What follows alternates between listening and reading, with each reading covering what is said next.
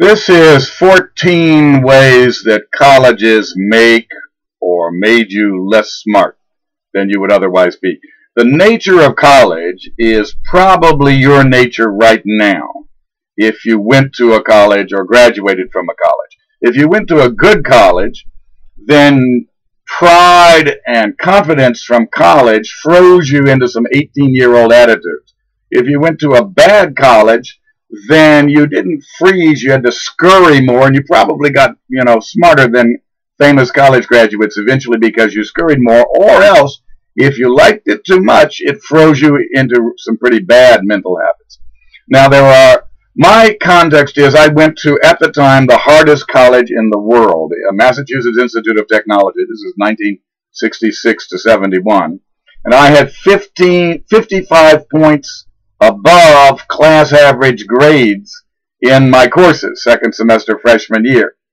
And so, boy, I got the way to do that thing. I got 55 points above the number 2 guy in the class. And just in my hardest subjects, just in the worst, hardest, most difficult subjects, I just went to the top, went to the top, went to the top. I don't know how I did it. At the time, I didn't know how I did it. I know how I did it now. But that was neither here nor there, because I discovered once the pride competition part was out of the equation, because I had defeated most of the students I was there with, that I had to deal with the limits of the whole institution of MIT and American colleges. I found that MIT was too easy for me. I found out it was out of date, especially since in computer science at the time.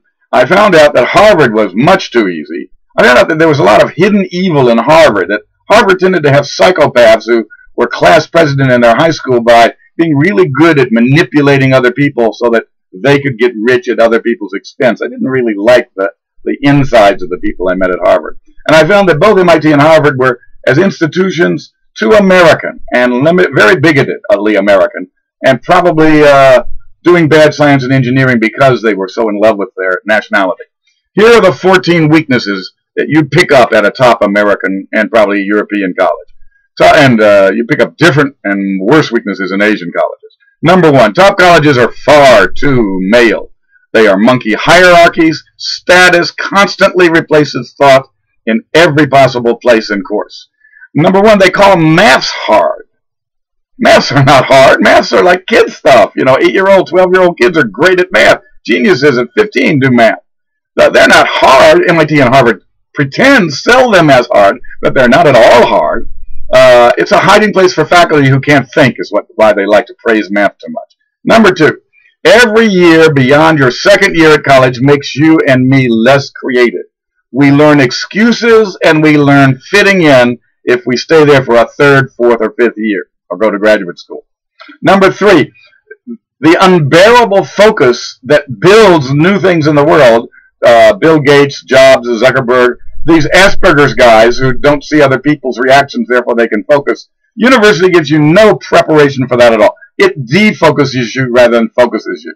Number 4, and it doesn't teach you I'll get to that. Number 4, lack of anything you love enough to sacrifice your all for it.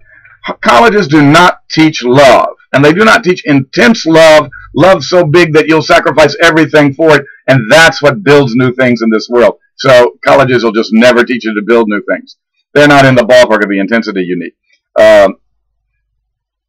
To be not harmful, great colleges have to teach you how to love ideas and persons and how to build immense friendships. And colleges don't do that at all. Maybe Stanford does most of that better than anybody else. Number 5, because colleges have the wrong structuring of knowledge, hard sciences, social sciences, arts and humanities, engineering disciplines, professions that have been around for 300 years, because they structure knowledge wrongly, they divide up and use knowledge wrongly, and so your brain has knowledge that's structured wrongly in too old, too slow ways. Therefore, you have to learn new sciences that don't exist in your college in order to organize your brain better, to undo the harm of how it organized knowledge in your brain. Therefore, your mind has the wrong knowledge structures. This is number 6. It means you miss the new because you are assimilating it to structures of knowledge 200 years old. Number 7, schools and college educated your brain, not what makes you intelligent. It's not your brain that makes you intelligent. It's called your extended mind, tools outside of your brain that make you smart. Your personal libraries, your file system, your network of people who do cognitive functions for you, your cognitive friends they're called. These make you intelligent. Colleges don't even grade them. They don't improve them. They don't teach them. They leave your intelligence untouched. 8, the college practices you in the use of very ancient bad interfaces. Interfaces that are too bushy, like prose, that hide their contents, like prose does. Too unstructured, like usual meetings. Too altercated from usual male hormone discussions. My idea is better than your idea. My argument defeated your idea. That little 12-year-old male thing you find in 50-year-old vice president bodies. Too narrow, unbiased, and unimaginative ways of meeting and discussing and writing. You use ordinary meetings, ordinary discussions, prose, brainstorming. All of these are hundreds of years old. They don't work. They're bad interfaces. We have alternatives that are much better than them, but every college in the world practices you in these ancient, ridiculous, out-of-date interfaces. You end up really, really feeble-minded as a result. Number 9.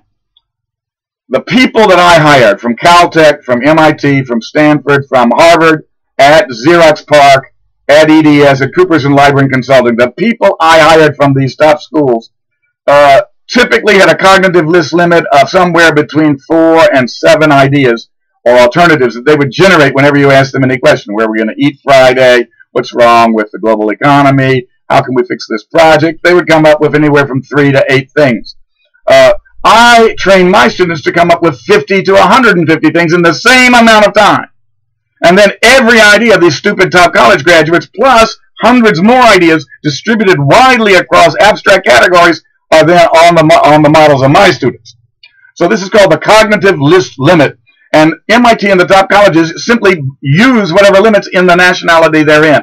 And they don't improve the cognitive list limit. They don't even know what it is. So you go into college handling 6 or 8 ideas at a time. You leave handling 6 or 8 ideas at a time. You don't do that in my college. You go in handling 6 or 8 ideas at a time. Richard Green gets a hold of you for 4 years. You end up handling 150 ideas in the same time.